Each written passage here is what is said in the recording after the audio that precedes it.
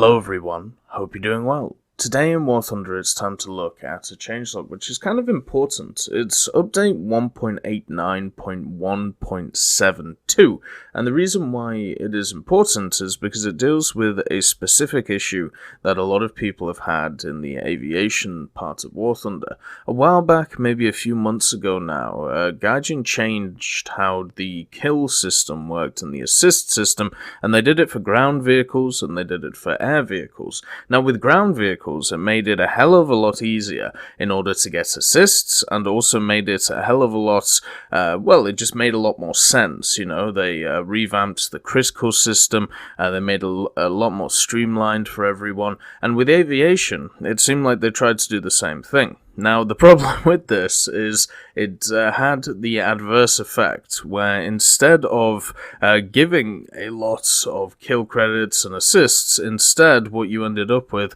was a lot of people crashing.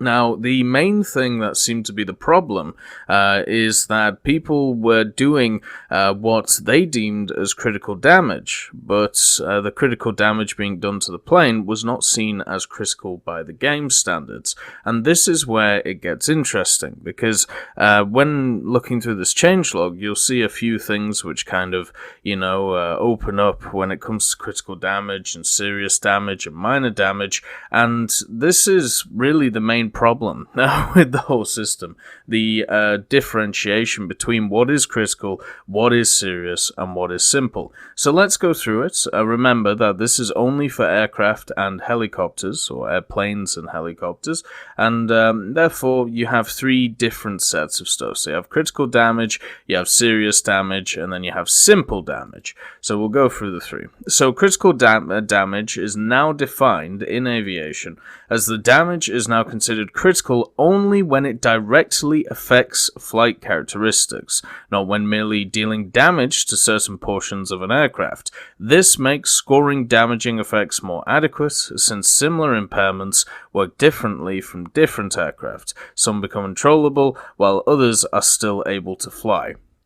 Now, this is this is the main problem, because obviously we're going to have to do a bunch of tests to see what is actually labeled or defined as directly affects flight characteristics, because on something like a heavy or a medium bomber, you could do light damage to one of the wings, and that would directly affect its flight characteristics. You could, any damage to any plane will affect, and directly, it will affect its flight characteristics.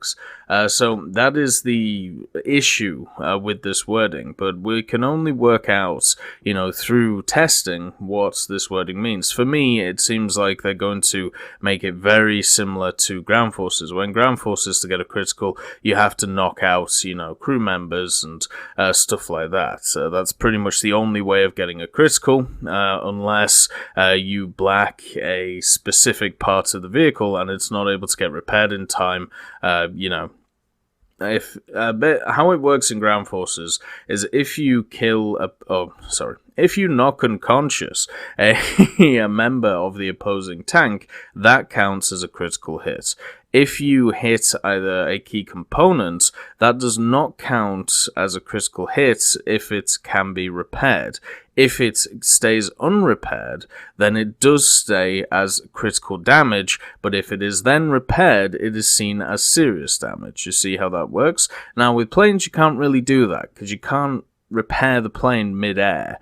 So that's where it gets a little bit confusing when it comes to the air vehicle. So when I look at this, once again, directly affects flight characteristics, my guess is that means blacking part of the plane. Now, whether that's true or not, we'll have to try that out. But if you yellow a part of the plane, or if you, maybe light red a part of the plane, it still will affect your flight characteristics. But the question is, how far are they, going with this? The next line is one target may receive several critical hits from different players. Now every shooter is able to score his or her own critical hits each time. So multiple critical hits, exactly the same as ground forces once again. This means that more people can get silver lines, more people can get assists on a specific vehicle. The critical damage still has its effect period. The period is now 90 seconds. During this period, each similar hit won't count as an additional critical. When this period expires, you are able to re-inflict critical damage to the same target. So once critical damage has been initiated, or has been dealt to a target, there's a period of 90 seconds where you won't be able to crit it anymore. This means that whoever crits the machine first, has that 90-second period where it keeps critted. Then after the 90-second period, you can then reapply crits by doing the direct damage that affects flight characteristics, and other players can do that as well. The critical damage may also have a delayed effect. So, for example, a disabled radiator could cause an engine to overheat and fail, or may be followed by a fire, destroying multiple parts of an aircraft. In this case, the scoring of critical damage occurs immediately after these damaging effects occur on the target aircraft. Such critical damage has no effect period and is considered active at all times. Basically, if you have a fire, then there's not really going to be a period for a fire, because you're on fire. My guess is the period will start when you go off fire. You'll get an on-screen notification each time critical or serious damage is dealt. Critical damage notification appear only when critical damage is dealt. Well, that's good. Obviously, it seems like they made it more like the ground forces system, but also brought it in line with aircraft to try and make it so critical hits mean a little bit more. The only issue is, of course, that period of 90 seconds, and also knowing what it means when it says directly affects flight characteristics. So serious damage, which is the echelon down from critical damage, it says serious damage is damage to certain parts and modules of an aircraft that does not directly affect its flight characteristics and controls, and is close to inflicting critical damage. What do you class as affecting flight characteristics and controls? Because shooting any plane, even yellowing it still will affect its control. If you're talking about, and it will definitely affect its flight characteristics. So this this is why the wording is bunk. Like in ground forces, it's really easy, right? If you knock someone unconscious, or if you knock multiple people unconscious, it's a crit. End of story. With planes, you throw in this like random factor which we need to find out, but we don't get told about. And that's why a lot of people get annoyed with the kill assist and the crit system in aircraft. Because what happens is people get different ideas of what directly affecting flight characteristics are, and therefore you are opening it up to interpretation, and therefore you are opening it up for people to, go after you about it. It would be much better if you just set in stone like you did ground vehicles, where if you black a part of the aircraft, that is a critical. Right? Simple as. If you don't, then it's serious damage, and if it's stuff which is, yellow or not a lot of damage, it's seen as simple damage. If you just put it out like that, it would be a lot easier for people. Serious damage is less than critical, but may always lead up to a critical. God. What does that even mean? Does that mean the radiator stuff that you talked about before? I mean, it could do, right? Serious damage has an effect period and is active for 15 seconds and able to allow a player to score a kill, or 30, 60, 80 seconds to score a kill assist. Hello, Bernard. Unlike critical damage, serious damage is removed from the target when the timer expires, although it can be refreshed on a target by scoring more hits. So you are able to inflict serious damage multiple times, whereas critical damage, it seems like you're not able to. So you can, rat-a-tat as much as you want at a plane, but try and get the crit instead of doing serious damage. And then, of course, simple damage is simple damage is any damage that is not critical or serious. So, goddamn. So what we have is critical damage. It directly affects flight characteristics. Okay? Serious damage. It doesn't directly affect its flight characteristics and controls. Simple damage is everything else.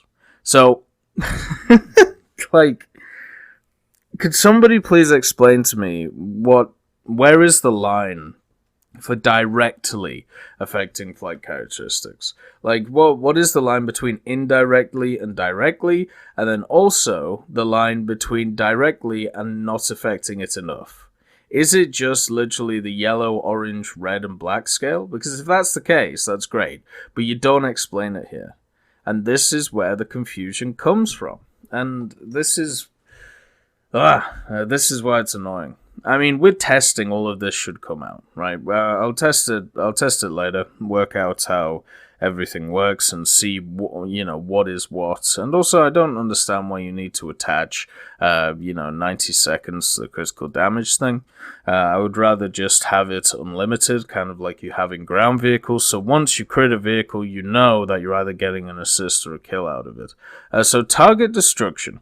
Target destruction is scored immediately when lethal damage is done to any target, i.e. pilot knockout, destruction of a main support inside the wing, tail cut, or a fuel explosion inside the aircraft. That makes sense. It's very binary. Everyone should understand that. If a target crashes, the following scoring scenarios are implemented.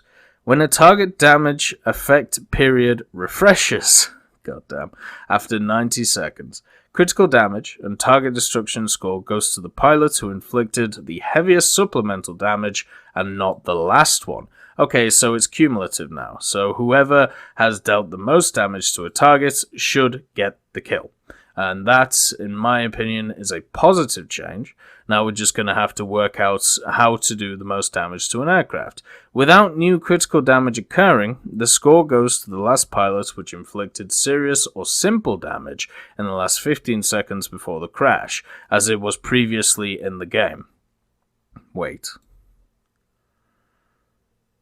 When a target's damage effect period refreshes, so after the 90 seconds, critical damage and target destruction score goes to the pilot who inflicted the heaviest supplemental damage, not the last one.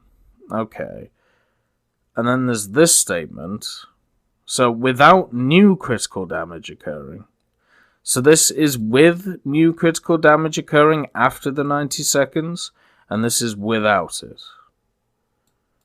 What? Why do you need this? Like, why does it have to be new critical damage? Why? That's the thing. Like, the problem is this bit here.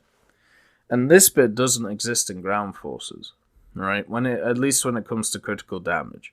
So, if I crit an aircraft, and then it goes down later on, if it doesn't die in that 90-second period, then, once again, we're living in a bit of a doldrums here. So that is a bit... It's just kind of annoying.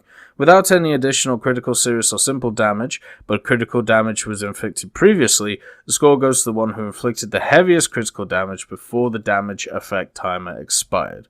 Okay, so that kind of clears up what I was going on about before, but we'll have to check in practice if that's how it works. Because obviously, the system before, also supposed to work like this, didn't exactly. And so the way it's phrased is, so if you crit a target, you have a 90-second window, right? And in that 90-second window, nobody else can really critical the target. Well, wait, let's read that again, actually. Let's just make sure.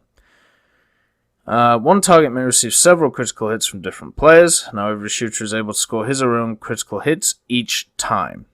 So critical damage still has its effect period. During this period, each similar hit won't count as an additional critical. Now, I'm guessing this is talking about the individual, so you as a person can only score a single critical hit, where others can also score single critical hits. So in the 90-second period, after scoring a critical hit, if it goes after that, and then someone else scores a critical hit and does more damage, then they get the kill instead of you got the initial crit. So they've made it much more about collective damage here instead of whoever gets the last hit, and I think that's good. Hopefully, a lot of people talk about kill stealing and stuff like that. I don't really think it's either a huge problem or really a thing to think about in the game. There are some people who are going to do it, but at the end of the day, it's not something you can really solve, so I don't see it as a problem that, really requires too much attention. So when it comes to that, at least I've cleaned that up, and then target destruction does not score if a target aircraft successfully lands on an airfield and is able to repair, which is completely fine. Sometimes what would happen before is a plane would hit the airfield, it would die, someone would get a kill, and then it would repair. So technically, you could actually kill the same aircraft over and over and over again ad infinitum, which is just which is just kind of funny. So at least they've made it more easier to understand when it comes to the timings, and then when it comes to the kill assist part. So kill assist scores occur when any pilot inflicts new critical less than 90 seconds or serious in 30, 60, 80 for a ABRBSB damage before the target's destruction. So the initial crit in the first 90-second period should get the kill.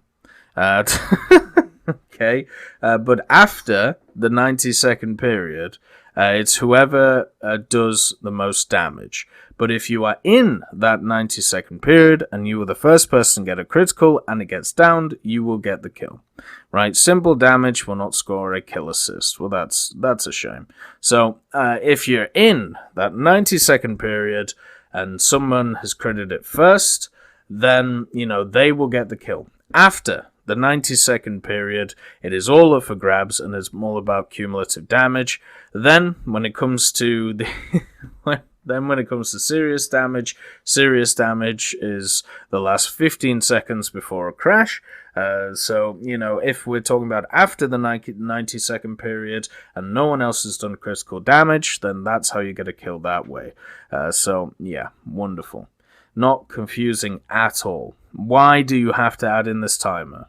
Why is the 90-second timer needed? That's the only question I have. Then we have examples.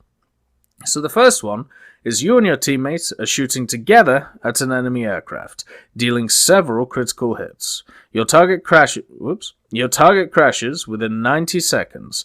The frag score goes to the one who inflicted the heavier critical damage. The same situation will occur if the timer expires and none of the other players manage to deal any decent damage at the target. This completely contradicts what you just set up here. But that's okay. So,